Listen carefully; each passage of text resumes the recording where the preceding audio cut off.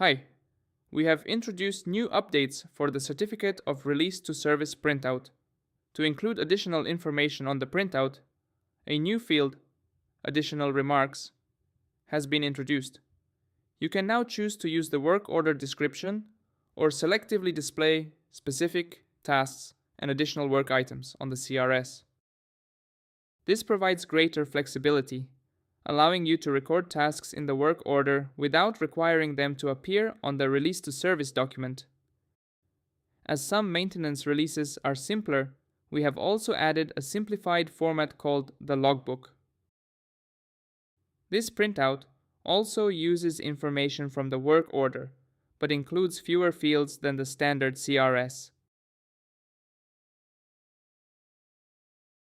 When printing a maintenance release, the system uses the work order description as the default maintenance performed content.